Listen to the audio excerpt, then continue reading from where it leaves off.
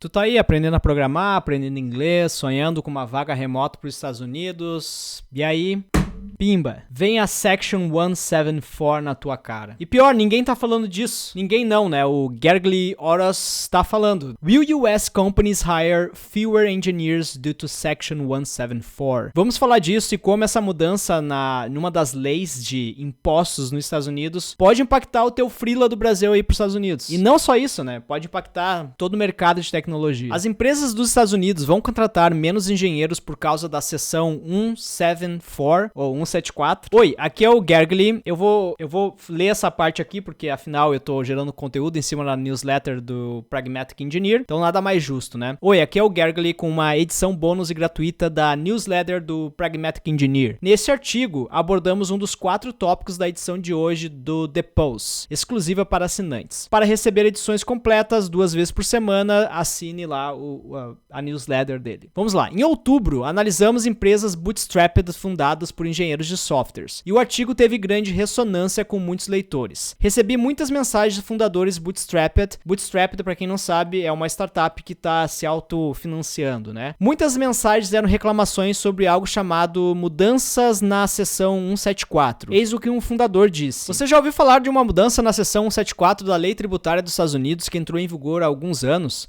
Essa mudança está tornando os negócios software bootstrapped completamente insustentáveis. Basicamente, todos os custos relacionados a pesquisa e desenvolvimento não podem ser deduzidos, incluindo mão de obra para desenvolvimento de software. Esses custos têm que ser capitalizados e amortizados ao longo de 5 anos ou 15 se a mão de obra for feita fora dos Estados Unidos. Ou seja, se uma empresa americana está te contratando remotamente para um projeto de pesquisa e desenvolvimento que pode se traduzir a algo como uma startup desenvolvendo algo baseado em inteligência artificial que ainda não tem faturamento, ainda não virou um produto. Enfim, essa empresa antes abatia o teu salário dos impostos e agora não vai poder fazer isso. Ela vai ter que amortizar em 15 anos. Não tem outra maneira de colocar isso. Essa mudança é completamente insana. Todos com quem falo dizem o mesmo. Estou curioso se isso surgiu nas suas discussões e outras empresas bootstrap. Interessante, vamos lá. O Gergely fez algumas pesquisas, né, incluindo o The Wall Street Journal e outros veículos de mídia, e ele viu aqui em abril passado, o Ben Thompson falando o seguinte: fiquei muito surpreso que poucas pessoas na tecnologia parecem saber sobre essa questão, pelo menos nas conversas privadas que tive, embora as startups sejam, sem dúvida, as empresas mais atingidas de todas. E eu me questiono, será que isso aqui já está impactando a falta, digamos assim, de vagas remotas para os Estados Unidos do exterior, que a gente cobriu em outros vídeos aqui no canal? Então, o que a gente vai cobrir nesse artigo? Uma conta de imposto inesperadamente alta do nada, uma mudança tributária nunca pretendida para se tornar lei, e por que as Big Techs e VCs não soaram alarme. Também vamos ver o impacto dessa mudança nas empresas de tecnologia dos Estados Unidos e nos desenvolvedores que trabalham nelas, porque a amortização forçada do trabalho de software é objetivamente ruim, e os Estados Unidos estarão contentes em ser um lugar menos competitivo para startups. Então vamos começar pela conta, né? Essa conta de imposto inesperadamente alta do nada. Então, muitas empresas de software dos Estados Unidos acumularam contas de impostos surpreendentemente altas em 2023. Então essa lei entrou em vigor em julho, né? Isso lá em 2022, e as empresas só foram, digamos, entender o quanto que isso impactar elas em 2023. Então a gente começou a ver, né, o impacto da seção 174 ano passado. E aí o Gergely dá um exemplo bem simples aqui, bem simples pra gente entender. Vamos lá. Pega uma empresa de software bootstrapped imaginária, né? Essa empresa gera 1 milhão de receita por ano executando serviços SaaS. Ela emprega 5 dev e paga cada um 200 mil por ano. Isso é 1 milhão pagos em custos de mão de obra. Por simplicidade, vamos omitir qualquer outro custo aí de servidor, hospedagem. Omitindo todos os custos, só considerando esses 5 devs que ela está contratando, quanto que seria o lucro tributável dessa empresa? Em 2021, a resposta seria 0 de lucro, né? Ela gastou praticamente 1 milhão em salário de dev. Em 2022, a resposta foi 900 mil dólares em lucros. Isso porque a partir de 2022, os custos de mão de obra de engenheiros de software devem ser amortizados ao longo de 5 anos. Aqui está como funciona a amortização. 10% amortizado para o primeiro ano, 20% para o segundo e o quinto ano e 10% para o sexto ano. Então, aqui ele fez uma tabela para nós. Muito obrigado, Gergely. Então, basicamente, a receita é de 1 milhão em 2021. Se tu gastou 1 milhão com dev, basicamente, tu não precisa pagar nada de imposto. Em 2022, tu teve uma receita de 1 milhão e pagou 1 milhão de dev, tu só pode deduzir 100 mil desse 1 milhão. Ou seja, tu vai ter uma receita de 900 mil e tu vai ter que pagar 189 mil dólares de imposto em 2023. O que isso significa? Que provavelmente um dev vai bailar. Ou a empresa vai ter que financiar,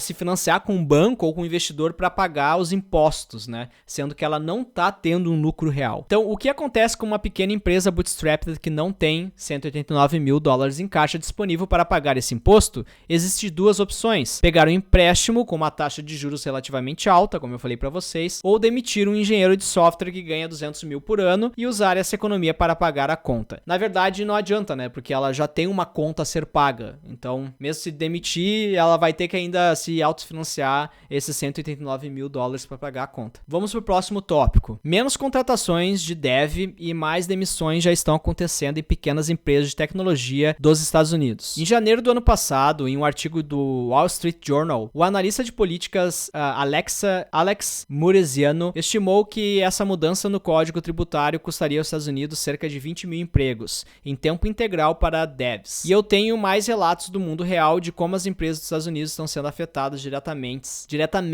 das próprias empresas. Vamos aos relatos. Uma empresa postou uma perda de 90 mil em 2022 pelas regras antigas, mas ela foi tributada em um lucro de 1 milhão. A startup de infraestrutura Gruntwork está contratando menos em 2024 por causa dessa mudança. Outra empresa dos Estados Unidos demitiu 23 engenheiros empregados na Índia por causa da mudança tributária. Engenheiros de software no exterior só podem ser amortizados ao longo de 15 anos. E se tu tá numa das posições mais almejadas pela sociedade brasileira, que é trabalhar remotamente do Brasil para uma empresa nos Estados Unidos ganhando em dólar, eu tenho uma ótima dica para ti. Deixa eu falar para vocês sobre a HighGlobe. Eu não sei como que tu tá fazendo para receber o teu salário, né? Seja de um freela ou de um contrato que tu tenha com uma empresa americana, mas a minha dica é que tu use a HighGlobe. Isso porque ela consegue te ajudar a economizar na hora de receber essa grana, tá? Então, com a HighGlobe tu vai ter uma conta americana e o teu custo total vai ser de apenas 0,5% em retiradas Pix. Então, pra te ter uma noção, tu já deve saber também, né? Porque provavelmente tu tá aí sendo mordido em 1,5%, 2% até. Com a HighGlobe, teu custo total é de apenas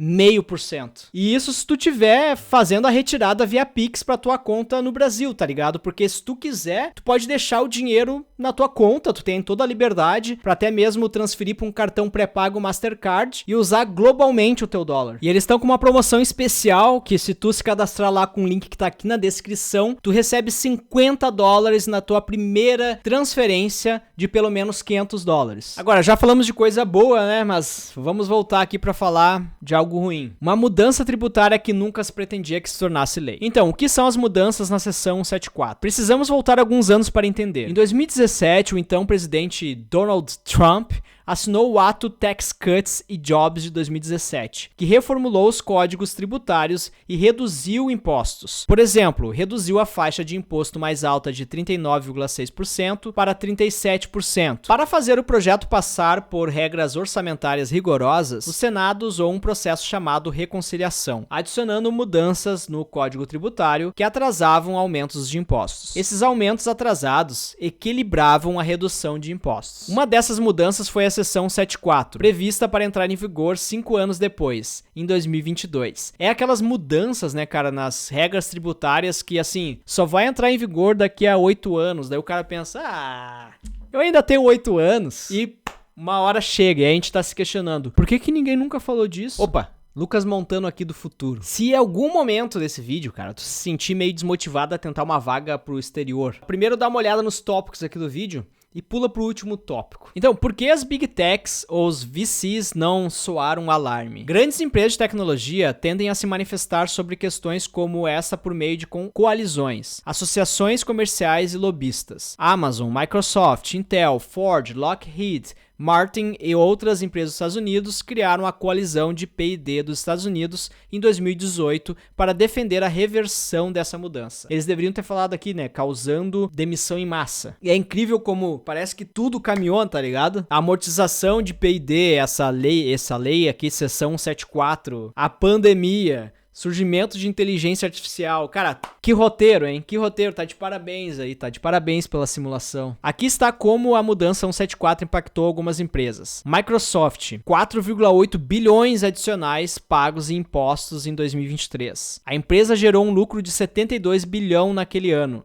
Então esse aumento de imposto foi gerenciável. Ainda é uma quantia muito grande. Netflix, cerca de 368 milhões adicionais pagos em impostos. Também gerenciável porque ela tem um lucro anual de 4,4 bilhões. Google, a mudança tributária foi mínima, porque o Google já estava amortizando voluntariamente as despesas de desenvolvimento de software para a maioria dos funcionários. Para empresas com grandes reservas de caixa, a mudança tributária foi inconveniente, mas gerenciável. Ao longo de um período de 5 anos, a quantidade de impostos se equilibra. Depois de 5 anos, pode até haver benefícios fiscais para esse tipo de contabilidade. E quanto às empresas financiadas por VC? Para empresas deficitárias, né? Ou seja, aquelas que ainda não fizeram o break-even, a startupzinha, essa mudança não faz muita diferença, mas a mudança impacta empresas financiadas por VC próximas do ponto de equilíbrio. Claro, né? Porque se tu não tem lucros, tu não tá faturando ainda, tu não tem o que pagar de imposto, né? A maioria das empresas financiadas por VC próximas do equilíbrio têm amortecedores de caixa suficiente grandes para pagar contas de impostos inesperadas. No entanto, essas empresas podem reduzir contratações ou até considerar demissões de funcionários. Então, qual que é a dica que isso aqui nos dá, cara? Que para 2024, se tu quer trabalhar remoto do Brasil pros Estados Unidos, a dica é buscar empresas que ainda não conseguiram chegar no break-even, que ainda não estão faturando, ou grandes empresas mesmo, onde essa mudança não vai fazer diferença porque ela já consegue amortizar esses 5 anos e até fazer lá no futuro jogar a favor dela em algum desconto aí, algum tipo de contabilidade diferente. Então, se tu vê aí uma startup que tá no período de scale, provavelmente ela não vai estar contratando, né? Enfim, aplica pra qualquer vaga que tu achar, porque se a empresa abriu a vaga é porque ela tá contratando, né, Lucas? Impacto nas empresas de tecnologia dos Estados Unidos e nos desenvolvedores que trabalham nelas. Assumindo que a seção 74 permaneça e todas as empresas dos Estados Unidos devam amortizar os custos dos desenvolvedores ao longo de 5 anos, isso terá um impacto imediato em empresas de tecnologia em estágio inicial e pequenas. E também, claro, terá impacto, o maior impacto aqui que eu vejo nessa seção 74 é para quem trabalha remoto para os Estados Unidos, né? Porque a amortização não é em 5 anos, daí é em 15. Quais seriam os impactos? Menos contratações de engenheiros de software nos Estados Unidos, mais demissões, empresas de tecnologia pequena e média enfrentando contas de impostos mais altas, demissão de engenheiros de software não americanos empregados por empresas dos Estados Unidos, justamente por essa dedução só poder ser feita ao longo de 15 anos, né? E essa seção também pode se tornar uma vantagem para empresas SaaS e fornecedores. Olha que interessante, cara. Porque agora as empresas de software dos Estados Unidos têm um forte motivo para comprar em vez de construir. Interessante essa análise aqui. Faz muito menos sentido incorporar startups de tecnologia nos Estados Unidos, supondo que haja uma escolha para incorporar uma startup nos Estados Unidos ou em outro lugar. O que pode acontecer, pode ser uma empresa começar a abrir uma filial, né, no Brasil, por exemplo. Isso pode ser algo que a gente comece a ver em 2024 ou em algum outro país, né? A propriedade intelectual de software de startups provavelmente será movida para fora dos Estados Unidos. Startups fundadas no exterior e apoiadas por capital de risco foram esmagadoramente incorporadas em Delaware, nos Estados Unidos até agora. Eu conheço 2 startups brasileiras, né, foram incorporadas em Delaware. Era até tipo algo fancy, assim, nossa, eu tô abrindo uma startup lá em Delaware. Mas com as mudanças na seção 74, a maneira mais simples de não estar sujeito aos requisitos de amortização dos Estados Unidos é mover a API para uma subsidiária estrangeira. Interessante isso aqui, soluções criativas, como inversão de compra. Digamos que você administra uma empresa dos Estados Unidos com uma subsidiária canadense, com a maioria dos desenvolvedores trabalhando no Canadá. Com as mudanças na seção 74, os desenvolvedores canadenses precisam ser amortizados ao longo de 15 anos. Uma solução então tentadora é a subsidiária canadense comprar a empresa dos Estados Unidos. A galera que tem grana sempre arruma um jeito para pagar menos imposto, né, cara? Nesse caso aqui, felizmente, tem que fazer mesmo. As empresas de tecnologia agora são forçadas a entender e usar créditos de P&D. E aqui tem um gráfico, ó. Os custos de P&D elegíveis para o crédito fiscal de P&D são normalmente um subconjunto menor de todos os custos de P&D. A fonte da imagem aqui, April Insights. Então, a mudança tributária incentiva as empresas de software sem grandes reservas de caixa a investir menos em pesquisa e desenvolvimento. Ou elas podem simplesmente se mudar para o exterior. Agora, essa questão aqui do Google me chamou muita atenção, ó. Antes da seção 74, as empresas podiam escolher como categorizavam os desenvolvedores e podiam optar por deduzir custos. Isso é o que empresas estáveis e altamente lucrativas como o Google fizeram. Para produtos de software em produção, gerando dinheiro, deduziu os custos dos devs ao longo de 5 anos. Para projetos de pré-lançamento, o Google simplesmente despesava esses desenvolvedores. Então, o Google empregar muitos devs na Suíça começa a fazer muito mais sentido, especialmente agora. Já se perguntou por que o Google tem um grande centro de engenharia de software na Suíça, apesar do alto custo dos devs na Europa? A Suíça tem um incentivo de pesquisa e desenvolvimento muito poderoso. O país permite despesas de 135% dos salários relacionados a P&D no ano em que são incorridos. Nossa! A tributação da Suíça é praticamente o oposto da dos Estados Unidos com a seção 74. Se a seção 74 permanecer, não ficarei surpreso se algumas empresas dos Estados Unidos considerarem seguir o exemplo do Google e exportar aqui, né, a criação de escritórios, ou explorar mesmo, a criação de escritórios na engenharia desse país. Então é o seguinte, cara, partiu Suíça, trabalhar remotinho da Suíça para os Estados Unidos e snowboard season quase o ano todo. Então, os Estados Unidos estarão contentes em ser um lugar menos competitivo para startups? Cara, isso aqui é óbvio, né? Não. Michele disse que há motivo para a esperança. O Congresso parece ter feito aqui um acordo, reverter as mudanças na seção 74 na despesa de P&D. Agora, os legisladores estão procurando maneiras de financiar esse acordo. Eu tive uma ideia, propõe uma outra mudança e faz ela entrar em vigor daqui a 5 anos. Aí daqui a 5 anos a gente propõe uma outra mudança e faz ela entrar em vigor daqui a 5 anos. Um país tornando o desenvolvimento de software menos competitivo, obviamente beneficia outros países. O dinheiro flui, né, cara? Graças à emenda 174, iniciar uma empresa de tecnologia fora dos Estados Unidos é muito mais atraente, inclusive para levantar capital de startup. Ainda assim, os Estados Unidos há muito tempo são o centro global de inovação e tecnologia, e o país prejudicar a inovação de tecnologia pode permitir que o resto do mundo alcance. Mas não consigo ver isso sendo benéfico para a inovação como um todo. Ok. Lucas Montano do futuro aqui para trazer uma atualização. Tá rolando um acordo bipartidário, tá? Lá nos Estados Unidos, que pode aliviar essa seção 174. A notícia foi publicada no dia 18 de janeiro de 2024 por Sarah Addickson,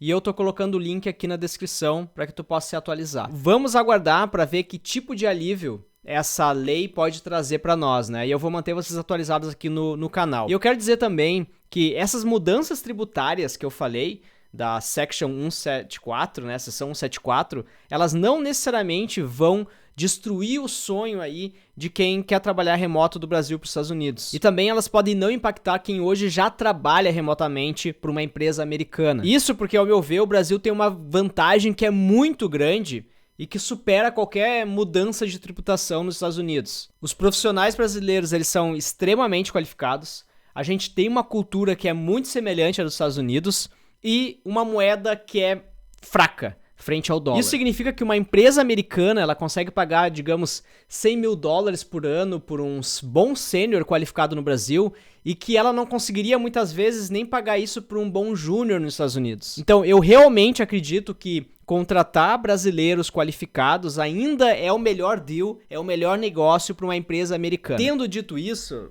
eu te aconselho, como eu já falei no vídeo, cara, aplica pras vagas, tá ligado? Não deixa essas notícias que muitas vezes tu não consegue controlar abalar os teus planos. E eu agradeço aqui ao Gergely pela informação. O pessoal já tinha me perguntado sobre isso no Twitter, mas eu meio que deixei passar, não tinha entendido muito bem. Então, muito obrigado por deixar essa edição aqui do The Pills aberta pra todo mundo, cara, porque de fato é um tópico muito importante. E talvez se a mídia mainstream não fale, tu falando, meu canal aqui é pequeno, mas nós falando aqui, talvez, sei lá, talvez gere algum benefício. Eu espero que de alguma forma a gente possa contribuir pra fazer essa medida ser mudada. Será que o Biden tá assistindo o canal?